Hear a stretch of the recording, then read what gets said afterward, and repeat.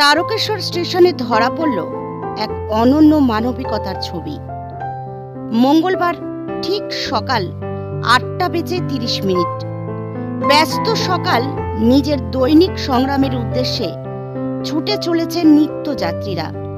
আর তার মধ্যেই আরামবাগ মলয়পুর ফতেপুর এলাকা থেকে এক দম্পতি ছুটছিলেন মেদিনীপুরের উদ্দেশ্যে। হঠাৎই ট্রেনে ভ্রমণরত স্বামী অসুস্থ হয়ে পড়েন। অসহায় অবস্থায় স্ত্রী সাহায্যের জন্য ডাক দেন সহযাত্রীদের। মুহূর্তে বিষয়টি ছড়িয়ে পড়ে গোটা কামরায়। আতঙ্কে যাত্রী চেন টেনে নামিয়ে দেন। 12 বগি বিশিষ্ট ট্রেনটি দাঁড়িয়ে যায় তারকেশ্বর স্টেশনের 1 নম্বর প্ল্যাটফর্মে। এরপর ঘটনাস্থলে তৈরি হয় তীব্র চাঞ্চল্য। কিন্তু মানবিক উদ্যোগ নেন সাধারণ যাত্রী আর রেল কর্মীরা। ট্রেনের সবজি বিক্রেতা বাপ্পা দাস দৌড়ে যান টিকিট পরীক্ষক মনীশ গুপ্তের কাছে খবর দিতে।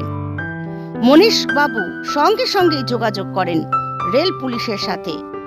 দ্রুত ঘটনাস্থলে পৌঁছে রেল কর্মী ও পুলিশ মিলেই অসুস্থ যাত্রীকে নামিয়ে প্রাথমিক চিকিৎসার ব্যবস্থা করেন।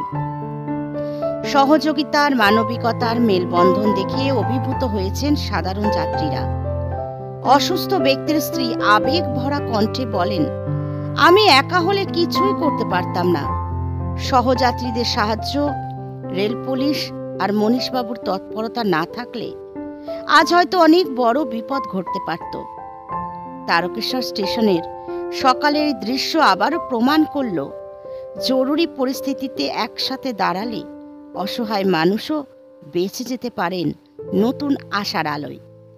Bureau report, news 24 Bangla live. ঘটনা যেটা প্রথম আমরা দেখলাম যে উনি একজন যাত্রী, ওনারা আসছিলেন আরামবাগ থেকে।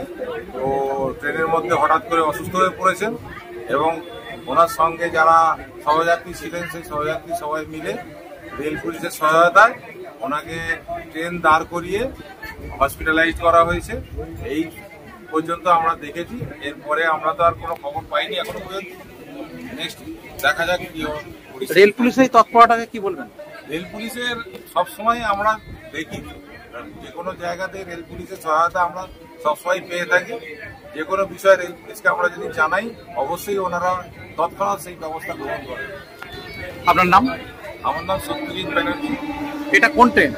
এটা হচ্ছে আরামবাগ।